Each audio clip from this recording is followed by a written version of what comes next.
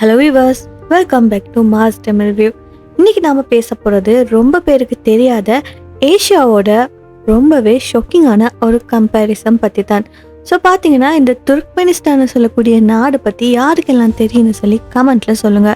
இந்த நாட்டோட ஆட்சி நார்த் கொரியாவோட ஆட்சியை போலயே இருக்குமா? இது தான் நாம் இன்னைக்கு இந்த வீடியோவில் பார்க்க போகிற டாபிக். ஸோ துர்க்மெனிஸ்தானை சொல்லக்கூடியது சென்ட்ரல் ஏஷியாவில் இருக்கக்கூடிய ஒரு டெசர்ட் கண்ட்ரி. ஸோ பாப்புலேஷனும் ரொம்பவே கம்மியாக தான் இருக்கும். ஆனால் அங்கே ரூலிங் சிஸ்டம் பார்த்தீங்கன்னா கட்டுப்பாடோட மர்மம் கலந்துதான் இருக்கும்னு சொல்லலாம்.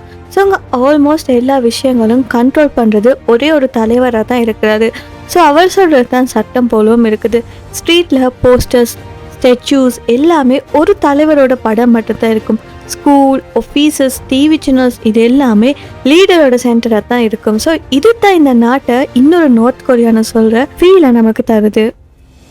ஸோ இந்த நார்த் கொரியாவோட சிஸ்டம் எப்படின்னு சொல்லி நிறைய பேருக்கு தெரிஞ்சிருக்கும்.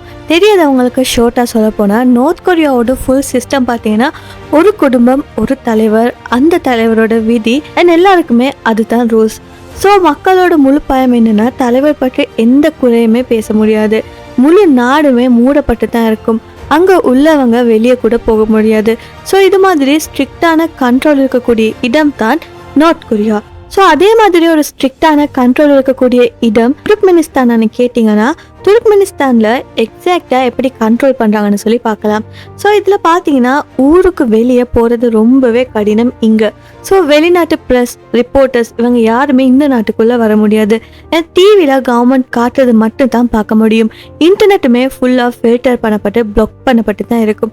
மக்கள் என்ன பேசுகிறாங்க, என்ன எழுதுகிறாங்க, இது எல்லாமே கவர்மெண்டால் கண்காணிக்கப்பட்டுட்டே இருக்கும். ஈவன் மேரேஜ், ட்ராவல், ஜாப் இது எல்லாமே கவர்மெண்ட்டோட அப்ரூவல் கிடைச்சா மட்டும்தான் பண்ண முடியும்.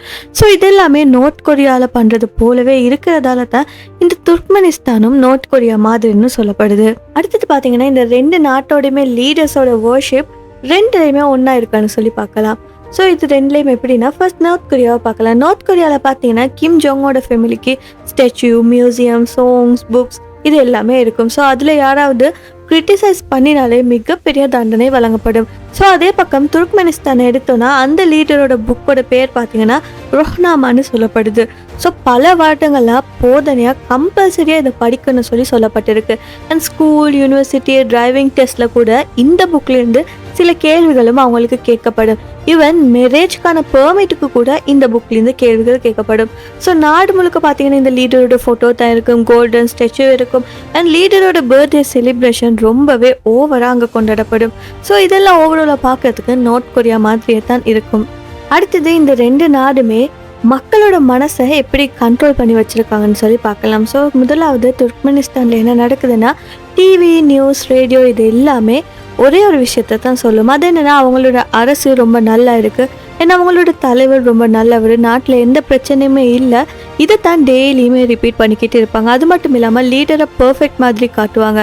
அவங்க தான் எல்லாத்தையுமே இம்ப்ரூவ் பண்ணுறாங்க, அவங்களால தான் எல்லாருமே நல்லா வாழ்கிறாங்கன்னு சொல்லி சொல்லுவாங்க. அது மட்டும் இல்லாமல் நாட்டில் உண்மையிலேயே பிரச்சனை இருந்தாலுமே அது எல்லாமே ஹைட் பண்ணுவாங்க. மக்களுக்கு ஃபுட் ஷார்ட்டேஜ் இருந்தாலுமே சொல்ல மாட்டாங்க, மக்கள் எல்லாருமே நல்லா இருக்காங்கன்னு சொல்லி ஃபேக்கான ஒரு இமேஜை க்ரியேட் பண்ணுவாங்க. ஸோ இந்த ப்ரொசஸில் மெயின் எய்ம் என்னென்னா இந்த மக்களுக்கு வெளி உலகத்தை பற்றின எந்த நியூஸுமே வரக்கூடாது அண்ட் லீடர் தான் பெஸ்ட்டுன்னு சொல்லி ஃபீல் பண்ண வைப்பாங்க.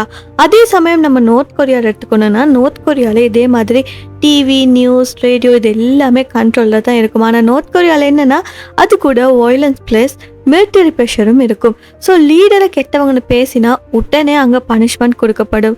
ஸோ ஆர்மி ஃபுல் டைமாக கண்காணிச்சிக்கிட்டே தான் இருக்கும் மக்களை.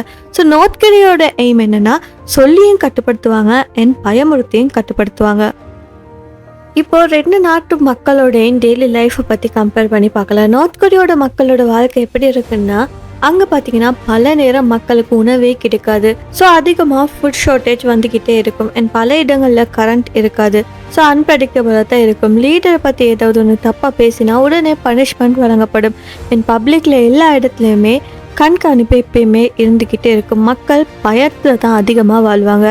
அதே நாம துர்க்மெனிஸ்தானை எடுத்தோம்னா அங்கே இருக்கிற மக்கள் பார்த்தீங்கன்னா நார்த் கொரியா மக்கள் அளவுக்கு ஹெவியாக இல்லைனாலும் ஒரு சாதாரண அளவு கஷ்டமான வாழ்க்கை தான் வாழ்கிறாங்க. அது என்னென்னா இவங்களுக்கு சில காலங்களில் மட்டும்தான் ஃபுட் ஷார்ட்டேஜ் வந்திருக்கு.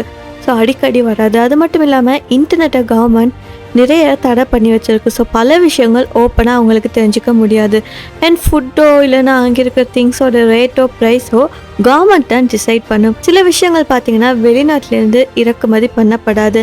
அண்ட் நியூஸ் இன்ஃபர்மேஷன் இது எல்லாமே வெளிநாட்டிலேருந்து வந்தாலுமே அதை பிளாக் பண்ணிடுவாங்க.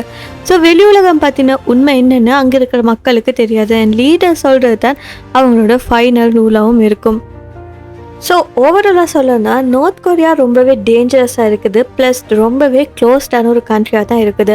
ஆனால் அதோட கம்பேர் பண்ணிக்கிட்ட இந்த துர்க்மெனிஸ்தானை எடுத்தோன்னா அது கொஞ்சம் க்ளோஸ்டான சொசைட்டியாக தான் இருக்குது. பட் நார்த் கொரியாவை பார்க்க அங்கே இருக்கிற ரிஸ்க் கொஞ்சமே குறைவான அளவில் தான் இருக்குது. ஆனால் ரெண்டு நாட்டிலையுமே பார்த்தீங்கன்னா freedom of speech, media freedom, travel freedom இது எதுவுமே இல்லை. ஸோ மக்கள் ரொம்பவே சைலண்டான ஃபியரில் தான் வாழ்ந்துக்கிட்டு இருக்காங்க. ஸோ கைஸ், துர்க்மெனிஸ்தானும் நார்த் கொரியாவும் ரெண்டுமே இறுக்கமான ஒரு ரூல் யூஸ் பண்ணி தான் அந்த நாட்டை கொண்டு போய்கிட்டு இருக்காங்க. ஆனால் நார்த் கொரியாவோட அளவுக்கு துர்க்மெனிஸ்தான் வராது. ஸோ ரெண்டுமே யூனிக்கான டேஞ்சரஸான கண்ட்ரிஸ்ன்னு சொல்லலாம். வெளி உலகத்துக்கு ரொம்ப குறைஞ்சளவு தகவல்கள் தான் இந்த நாட்டை பற்றி தெரியும். ஸோ இந்த மாதிரி இன்னும் இன்ட்ரெஸ்டிங்கான வீடியோஸ் என்ன மறக்காம இந்த வீடியோ லைக் பண்ணி ஷேர் பண்ணுங்கள். அது மட்டும் இல்லாமல் நம்ம சேனலை சப்ஸ்கிரைப் பண்ணி பக்கத்தில் இருக்க பெல் ஐக்கனையும் கிளிக் பண்ணிக்கோங்க. இன்னும் ஒரு இன்ட்ரெஸ்டிங்கான வீடியோவில் நான் உங்களை சந்திக்கிறேன். Until then, stay curious, stay safe.